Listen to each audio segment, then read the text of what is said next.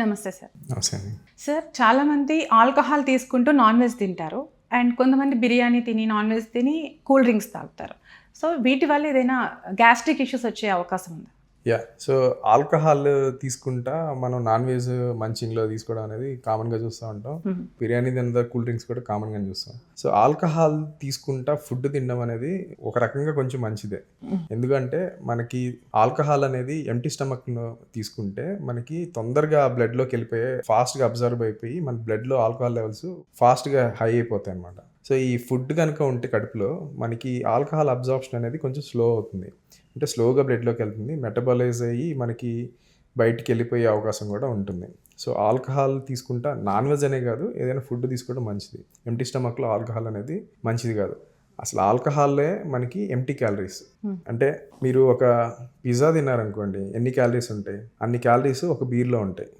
So మీరు liquid form of pizza తిన్నట్టే. So more high calorie dense foods తీసుకుంటే మనకి డెఫినెట్గా overweight, gastric issues, indigestion problems అనేది వస్తాయి. అలాగే మనకి బిర్యానీ అనేది కూడా బాగా heavy high calorie diet. Once in a while అప్పుడప్పుడు ఓకే. రెగ్యులర్గా మీరు బిర్యానీలు తింటా, రెగ్యులర్గా మీరు మసాలాలు ఇట్లాంటివి ఎక్కువ తీసుకుంటే గ్యాస్ట్రిక్ ఇష్యూస్ వస్తాయి. ఈ కూల్ డ్రింక్ అనేది నథింగ్ బట్ ఒక కూల్ డ్రింక్లో మనకి 5 to 10 స్పూన్స్ ఆఫ్ షుగర్ ఉంటుంది. సో మనకి WHO రికమెండేషన్స్ కంటే కూడా ఒక కూల్ డ్రింక్ తాగితే దానికంటే కూడా హై డోస్లో మనం షుగర్ తీసుకున్నట్టే.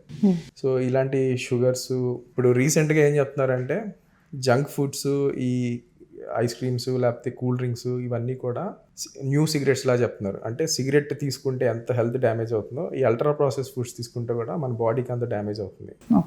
అంటే క్యాన్సర్స్ దగ్గర నుంచి, ఓవర్ వెయిట్ దగ్గర నుంచి, మెటబాలిక్ ప్రాబ్లమ్స్ దగ్గర నుంచి, ఫ్యాటీ లివర్, ఇలా name the disease junk foods. So ఈ జంక్ ఫుడ్స్ అనేది మన ఫుడ్ చైన్లో అంతా డీప్గా వెళ్ళిపోయింది. ఇప్పుడు మీరు యూ కాంట్ ఇమాజిన్, మీరు బయటకు వెళ్తే మీరు తింటున్న ఫుడ్లో అట్లీస్ట్ 30 to 40% జంక్ ఫుడే ఉంటుంది మీరు ఎక్కడికి వెళ్ళినా. సో అది ఒక పార్ట్ ఆఫ్ ఒక కల్చర్ అయిపోయింది మనకి. సో అది దాన్ని మనం ఎంత దూరంగా ఉంటే మన హెల్త్ అలాగే మన డైజెషన్ కూడా అంత బాగుంటుంది. Thank you so much.